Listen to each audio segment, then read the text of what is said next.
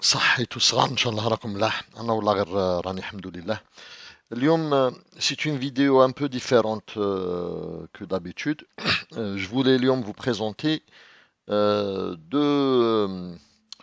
œuvres du docteur Ahmed Ben Saada, notre compatriote patriote établi au Canada, docteur en physique. Enfin, sa biographie, elle est vraiment appréciable pour le moins que l'on puisse dire. Donc la première œuvre, Hadi, c'est un livre qui s'appelle La Chine sans œillères. Je vous conseille vivement d'essayer de l'acquérir. Donc le livre, comme le titre sous-entend, la Chine sans œillères, donc voir la Chine avec une vue 360 degrés, mais avec des œillères, comme essayent les médias impérialistes de nous le faire croire. C'est un pays qui s'est énormément développé dans toutes les directions. Donc c'est un ouvrage, je pense, qui mérite amplement d'être acquis et lu et gardé dans sa bibliothèque. L'ouvrage, il a été fait par, euh, par une multitude d'intellectuels. Donc, comme le dit ici Hnaya, le premier paragraphe, Maxime Vivas et Jean-Pierre Page ont réussi ce tour de force de réunir 17 intellectuels, majoritairement chinois et français, mais aussi du Luxembourg, d'Australie, du Sri Lanka, du Canada, je dirais slash Algérie, et de Cuba, pour nous offrir, à l'occasion du centenaire du Parti communiste chinois, une vision de la Chine réelle, loin des préjugés anti-chinois, sans pour autant verser dans une admiration béate. Le titre est clair, La Chine sans œillères. Le sous-titre également, tout ce que vous avez toujours voulu savoir. Il suffit de lire le sommaire pour comprendre que nous sommes en présence d'une petite encyclopédie à entrées multiples. Donc voilà, je vous conseille vivement d'acquérir ce livre et de le lire.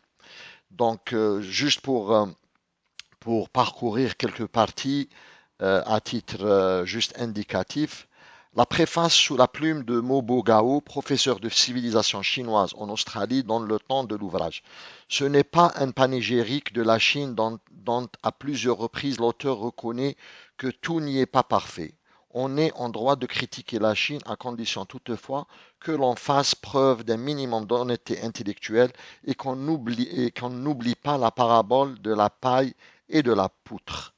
La préface Hadia, entre guillemets, elle est très très applicable à l'Algérie parce que c'est ce que les médias impérialistes essayent de faire de l'Algérie.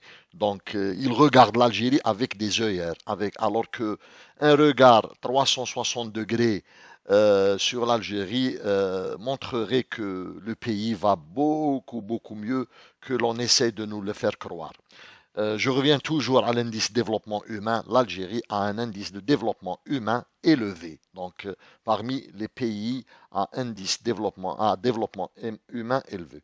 Un autre paragraphe intéressant, il faut lire l'article de l'Algéro-Canadien Ahmed Msaada sur Hong Kong.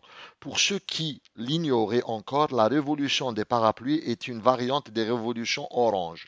L'implication des États-Unis dans le financement et le déclenchement des troubles démocratiques y est minutieusement établie et mise en lumière.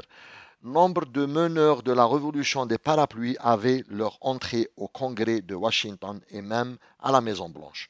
Donc voilà, Khawti Hadal, c'est un livre que, encore une fois, est très important à avoir dans sa bibliothèque, d'autant plus que notre compatriote et patriote Ahmed Msaada fait partie prenante des 17 personnalités intellectuelles qui l'ont produit. Donc voilà, le livre, encore une fois, il s'appelle le titre du livre, c'est la Chine sans œillère, tout ce que vous avez toujours voulu savoir. Voilà.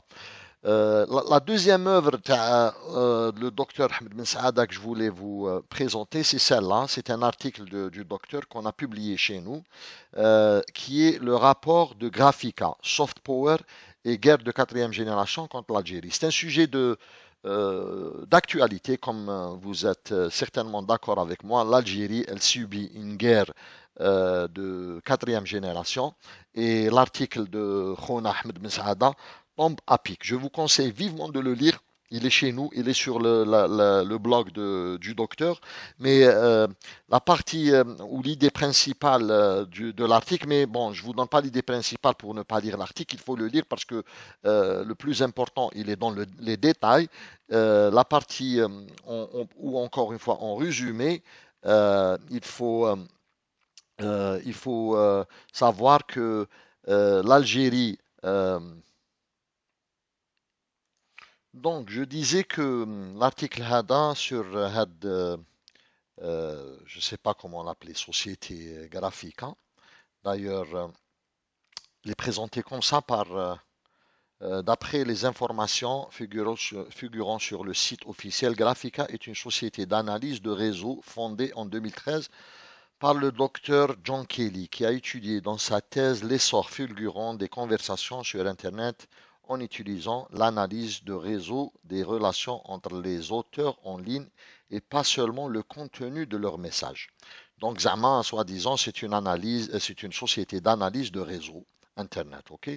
Mais bon, comme d'habitude, notre docteur, euh, il a commencé à, euh, euh, euh, يقشر في البصلة كما يقولوا. J'ai perdu le mot en français. On trouve tout de suite que Graphica est financé par DAPRA, la Minerva Initiative, l'US Senate Select Committee on Intelligence et la Knight Foundation. Donc tout de suite, c'est relié au service sécurité américain. Et cette société, elle s'est intéressée récemment à l'Algérie. Donc, je vous demande de lire tout l'article, mais bon, on va directement à la partie qui concerne l'Algérie. C'est très intéressant.